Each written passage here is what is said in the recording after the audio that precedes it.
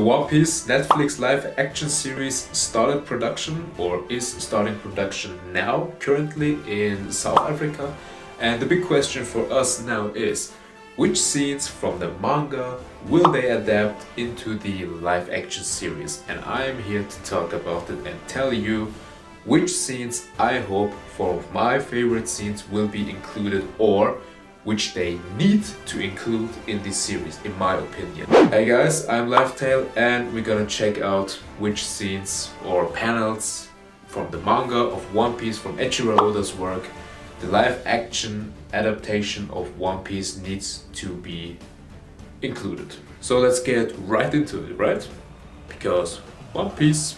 So first of all, I already told that when the cast got announced, and I'm telling it again, I love all of those guys because I think the casting is very good. In my opinion, this live action series will be good in the end because one of the producers, Matt Owens, not only met with Eiichiro Oda himself, but he's also a guy from us.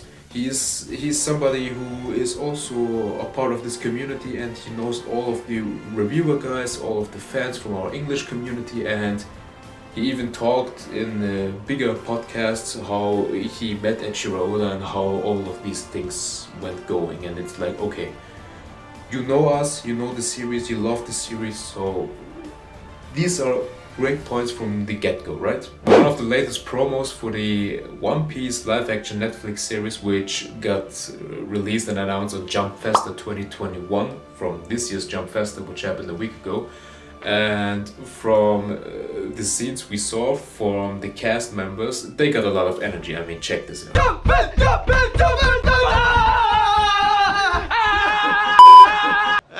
So they are perfectly cast in my opinion. I like all of them and they suit their roles. But our Luffy, our godoy inaki, son, you need to fix your eyebrows. Please fix your eyebrows. Somebody who does the mask, he or they or she needs to fix your eyebrows. Please, I do it every week. You need to do it too. You're playing Luffy.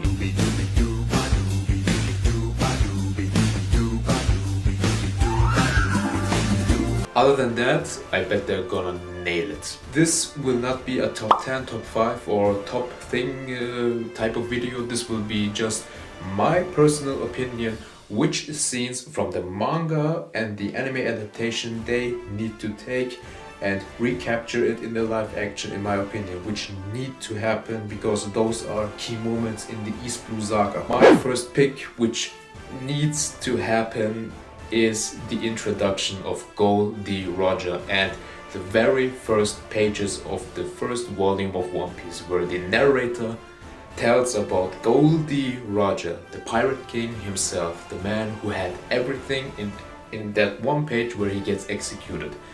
And it's like, this needs to be the very first thing that's happening in the series, in the very first episode.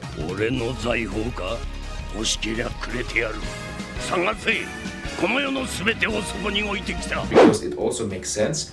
It will show us Loguetown, the birth and death place of Gol D Roger, and it will most likely end with Loguetown because at the end there's this very epic, cool and very well known panel where the Straw Hats do the barrel thing and they crush it with their dreams they announce.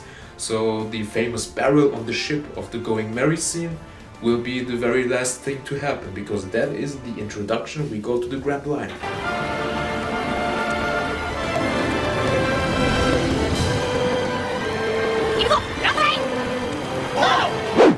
And therefore it would make sense. Introduce Loguetown with Roger's execution and end the first season with Loguetown again and go to the Grand Line. That would be my first pick. We need to see Gol D Roger's introduction, and from there you can go on and show us little Luffy, 7 years old, how he is meeting Shanks and how all of this brawl against those mountain bandits are happening, and where he is showing off, I got 7 million berries on my hand, and Shanks is like, bitch, I got 4 billion. Not at that time. And yeah, from there on you could show Luffy, and then you could make a time skip of 10 years, and then you would have within, let's say, the first 10-15 minutes everything perfectly shown in the very first episode, and then Luffy is ready, he's 17 years old, he goes to the sea and he's like, I'm gonna become the king of the pirates.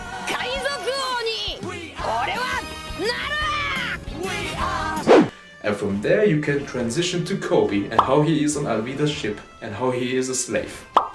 Because that's Kobe. As my second pick, this is a very crucial scene in the series because this is when Luffy is meeting up with Zoro. And they need to showcase it exactly how it is and how it was drawn in the manga, where Zoro is tied up because he's made the deal with Helmeppo that when he does not eat for many days, he will get freed, but of course that was not the thing Helmeppo back in the day would do. So Luffy comes in there, he's like, you're Pirate Hunter Zoro, I heard of you. Cool and all, but you're gonna join my crew. So this, I think this scene they need to adapt exactly how it was in the manga and do not change it at all because this is the essence of it.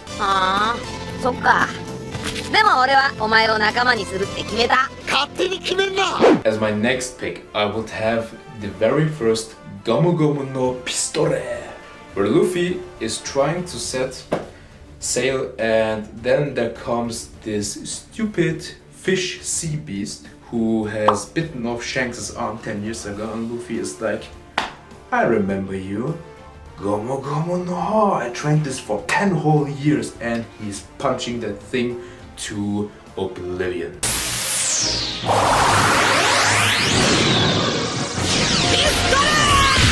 Pretty cool scene in the manga, but also it shows Luffy, I got now my powers under control for later seasons when we have a flashback with Ace and Sabo maybe. So, you remember back in season 1 where he did this Gomu Gomu no Pistol and he said 10 years of training?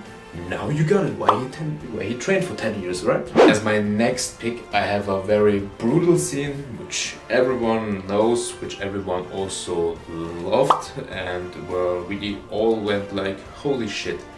Never thought that One Piece would be this brutal, and we're all here for it.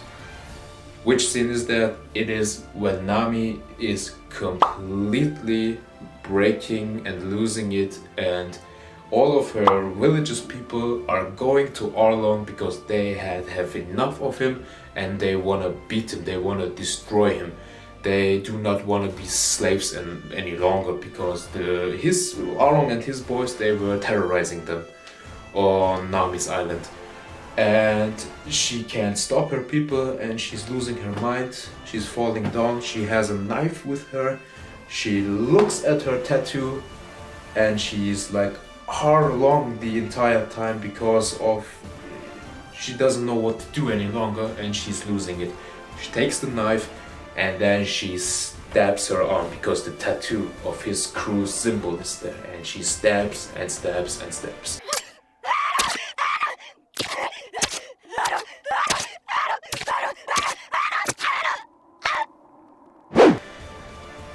This is the one scene I have a feeling that they could maybe do differently due to it being a bit brutal, but I hope they take this scene exactly how it was in the manga and in the anime adaptation and they let Emily Rudd go crazy with it, and she screams, cries and stabs her arm like a maniac because she doesn't know what to do any longer and all of that pain from the last 10 years is just coming out. So that is a very important scene in my opinion, and it needs to be included just that. I at least hope they will include it just like that. And then following to that, they need to include, of course, Monkey D. Luffy, our hero, coming in and stopping her from stabbing herself.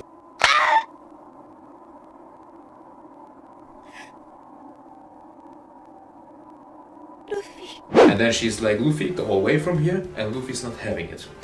So this scene alone would be pretty dramatic and it would pull in maybe a lot of viewers and they would be like, holy shit, never thought that she would do that. I thought this was more like for kids. I'm in for it. I want to see more. So of course, following to that scene, there's another scene. So I would be crazy if I wouldn't include this scene in my top picks for the East Blue Saga, which need to get adapted into the live action. And I think we all know which scene I mean. The most iconic, the most badass scene that got a lot of people to love One Piece, and they were like, shit, this thing is better than I thought. It's even better than Naruto. And that of course is the walk to Arlong Park. I mean, do I need to say more? Luffy is going in, he's the captain, he's telling his boys, okay, let's go. And all of them know immediately, alright, captain called it, we gotta go beat that fish up. And all of them, they're just cool and they're walking. The walk to Arlong Park, and the beastly OST, this theme is playing, Overtaken is playing.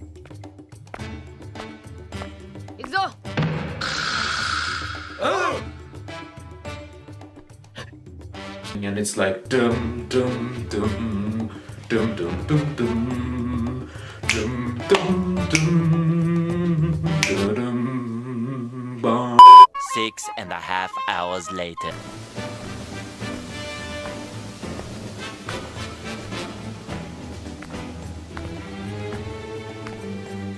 And you're like, whoa, what is this? This is epic. Can I be this cool? And it's like, if you listen to Overtaken, you will immediately cool. But for the outside world, you're like, what is he doing? Or she? That scene needs to happen, and it needs to finish maybe even at the end of the episode. And the episode finishes like this, where Luffy is punching the walls and he's like, which one of you is Arlong, huh? The Nami scene, with her stabbing, and the boys walk into Arlong. Crucial scenes from the East Blue Saga need to happen. These need to be included into the live action. And I hope they do it justice and they recapture it just like it was in the manga and in the anime adaptation, because that would be perfection. Another pick from my top scenes from the manga panels and from the anime adaptation that hopefully do it into the live action Netflix series is when Zoro gets cut by Mihawk.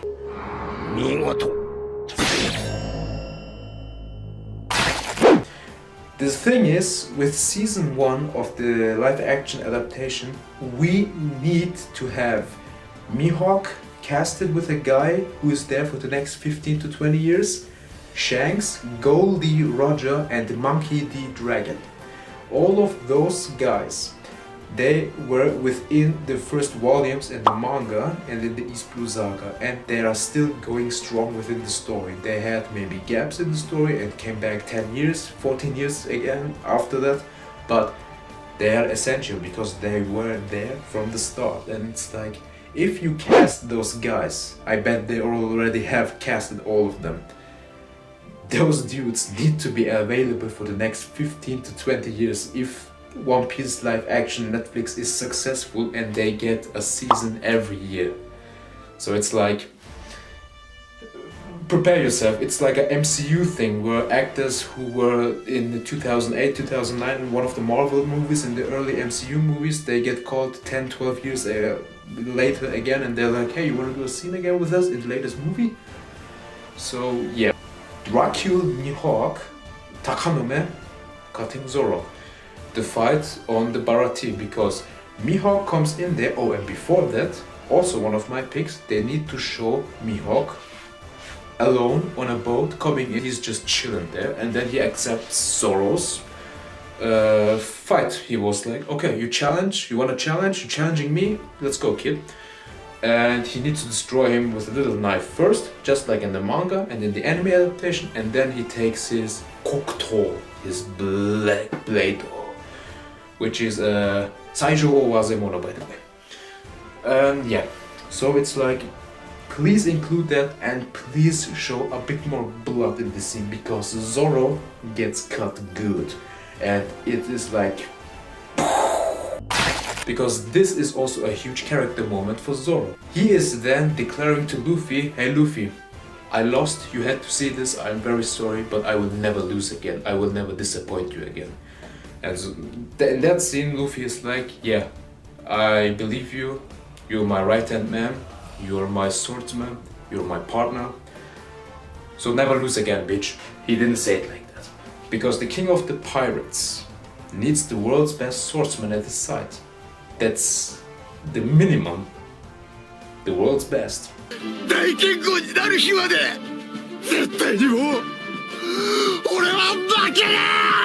Another pick for my list is when Zoro is buying new swords because Mihawk wrecked his other two swords.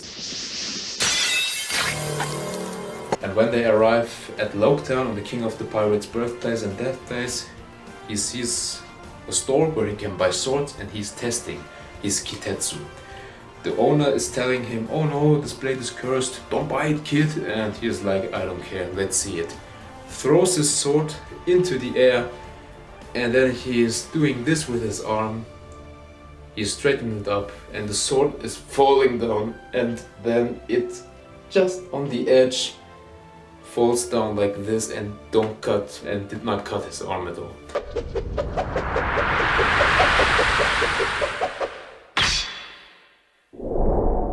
And that was one of the scenes where it's like, okay, Zoro, you are a badass character. They even got you casted perfectly with Mackenyu in the series. It's like they couldn't have picked anyone better, I think. The kid even looks like exactly like Zoro. He just needs the green hair. And in the live action adaptation that will look badass. When he is doing this and the sword is falling around his arm and landing on the floor and he's like, I take this. Another thing we need to see, please include flashback scenes of our main heroes, of our 5 main protagonists and how their childhoods were. So you do not have to include extremely long scenes, you can shorten it up with the main frames and main things that happened in your childhood so you can fit it in one episode maybe. But you need to include them so you guys can have this character development for yourself, because if they're going to joke about Kuina and Tashigi and how they look alike, but in the Netflix series we never got to see Zoro's backstory, how he was a kid and how he trained in the Shimotsuki village and how Kuina was his rival. Then people will be like, is this a joke I'm supposed to understand? Or why is Zoro out of nowhere freaking out because he sees this marine girl? So please include flashbacks in the series, and you do not have to expand it a lot, just the main things so everybody can see, that was his village, he trained, that was his rival, and she died because she fell down some stairs. Okay, case closed. Then my next pick. We need to see Monkey D. Dragon saving his son, Monkey D. Luffy. And the thing is, with that scene, we also get a glimpse of Dragon's powers, which is most likely the Wind Logia type Devil Fruit. And he's blasting everything off there and he's saving Luffy like that. And then he makes his big speech, how he can choose whatever he wants to be.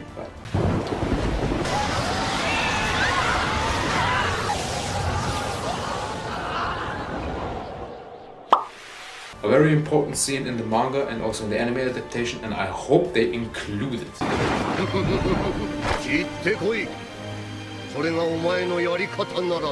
Another one of my all-time favorite scenes in the East Blue Saga is when Luffy is blasting off Alvida into nothing, and that is the moment in the story where people are like, okay, our main hero is strong.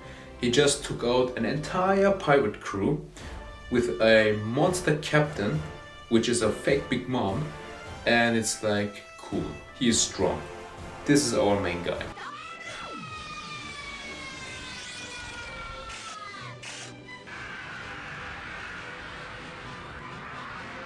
Another scene which I loved always and rewatched is, it's kinda, let's say, not that important scene, but I think it deserves to be in the live action adaptation. And that scene is when Sanji is cooking a meal for Jin and he's giving it to him and he refuses it. He gives his own pride. he got kicked out from the Barati from Sanji's colleagues, and he's just like, I'm not gonna eat this. And Sanji is giving him his speech, hey, I give food to everyone who's hungry, I've suffered that myself, I know your feelings, I know your pain, you are hungry, I can hear your stomach from here, eat this. And Jin's crying and he eats like a maniac, and Luffy is watching it from above and he's like, I got my cook.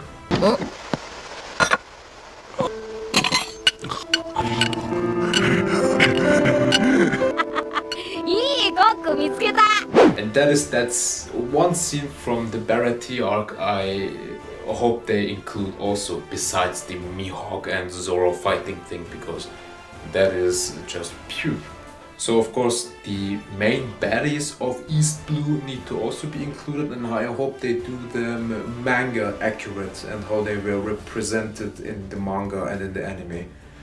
Because the designs of Eiichiro Oda's characters are unique in a lot of ways, and you gotta do them justice in that way, so it can be very good. The main baddies, of course, of the East Blue saga, talking about Buggy. He was a baddie back then.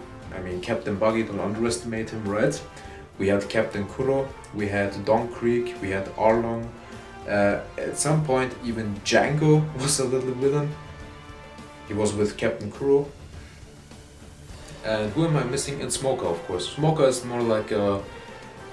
Well, he's not a villain, he's doing his job, he's one of the Marines, so yeah, whatever. But you gotta give him 2 cigars. He needs to have 2 cigars in his mouth. Because that's how he is known for, right? 2 cigars, and a lot of cigars here on his jacket. So he has backup. Of course, they gotta also show the scene where Luffy gets his first bounty, but I think that's a no-brainer. They're gonna show that he has then afterwards 30 million berries on his head. And my maybe last pick, I would say we need to see at Loguetown the execution scene, which Buggy is arranging because he wants to take revenge on Luffy, and how he mocked him and how he spit in his face in a way. And it's like, okay, the execution scene is iconic because Luffy gets saved by a lightning strike, and that entire plateau is falling down to crumbles, and we have a huge thunderstorm at the end, and then Dragon is coming, of course. That would be very nice to see if we have Luffy's execution scene in the live action series, and in that moment where Buggy wants to cut his head, the lightning comes, and it's like, oh holy shit, he survived it.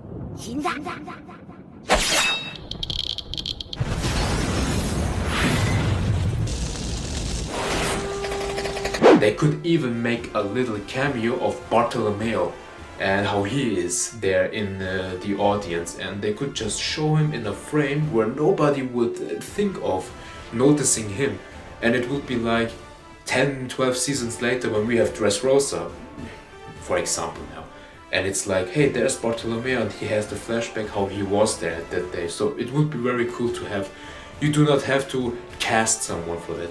You can just have someone with the makeup and with the mask and everything, so he can look like that character, and then you can cast him in 10 seasons later. So that is the great thing about the live action series, because it has all the current lore and connections in the story. You just have to take the particular scenes and you can throw Easter eggs in the first season, and then you can build up on it in the following seasons. It's like you got a lot of playground with this, and I'm trusting Matt Owens on this because he's a fan, he's one of us, and therefore he knows what he's doing, and he even met Eiichiro Oda. Odacchi himself gave him the okay, and he was like, I trust you. You got my okay, kid. And the cast looks phenomenal, and therefore I think they're gonna knock it out of the park. Just like Arlong Park. Yeah. And talking about Arlong Park, they also need to show how Luffy destroys that building of Arlong with his Domino Stampede! Ah!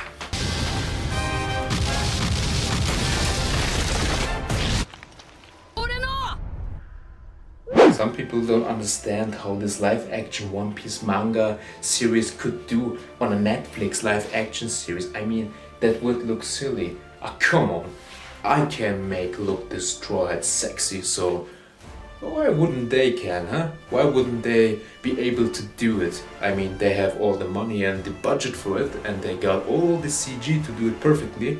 If I can do it, they can do it, right?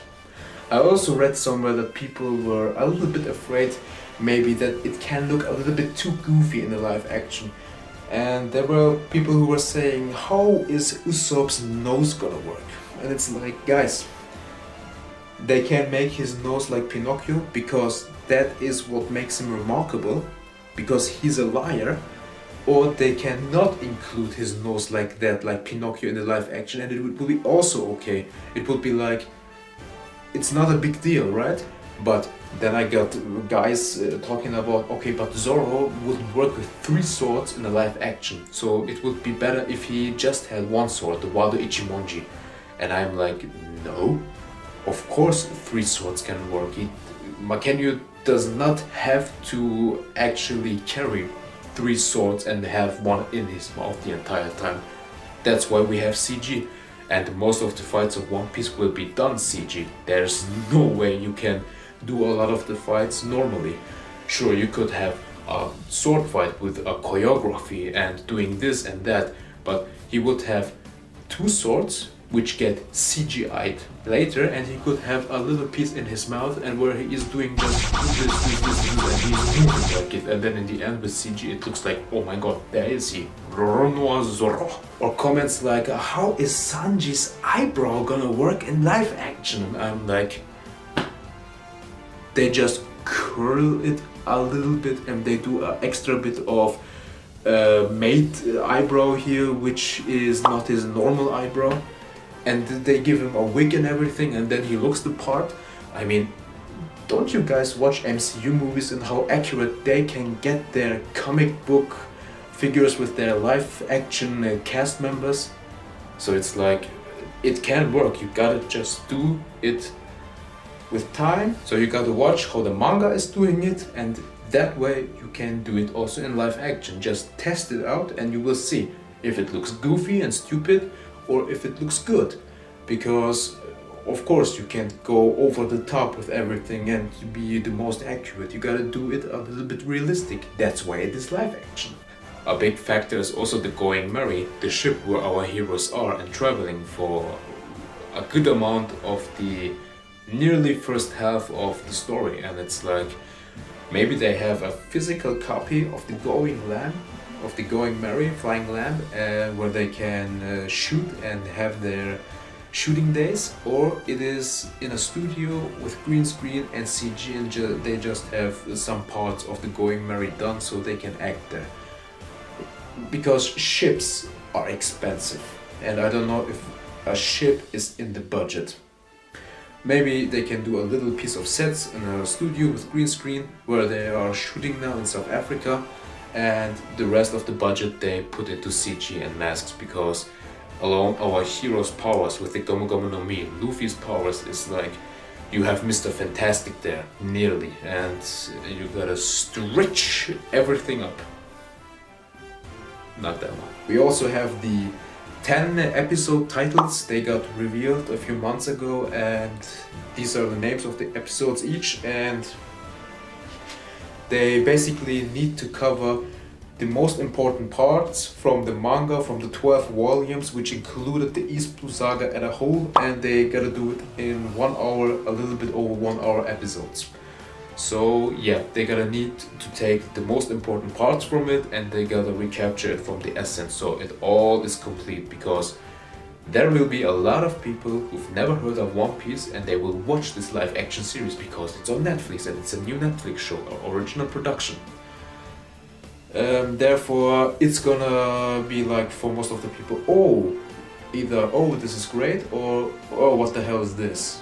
So yeah, please stay true to the source material, so you're gonna be good and you're gonna be clean. If they do it very smart, with everything they have and with the source material, they can put so many Easter eggs in just the first season of the show for future seasons, and they can always come back to that. And it's like, okay, you've done your job perfectly. It's just like watching Sam Raimi's Spider-Man 2 and you know this is just a perfect movie, or even Spider-Man 1, which is a perfect superhero movie, and it's like this is the way how you're supposed to do it, and you just did it right. And I think the cast will also do a perfect job because they are all fans, and I think Emily Roth and Taz Skylar, they are hardcore fans because they love One Piece, and it's like good. You casted fans, you have a producer who's a fan and who got approved by Eiichiro Oda. Just do it. You have all of our support, and it's like, please do this justice. And we know you will do it justice. In my opinion, my picks on these scenes from the manga and the anime, I think need to be included in the live action series. And now it's your turn. Tell me which scenes you think need to be included into the live action series of One Piece, which need to be taken from the manga and the anime and need to be done in live action. Until then, thanks for watching guys. Leave a sub, leave a comment, leave a like, I would appreciate it, and we're gonna see you, or we will see us in the next video. Until then, Gomu Gomu no out and peace, right? I just wish, I hope you guys all have. And I hope you guys. Say you because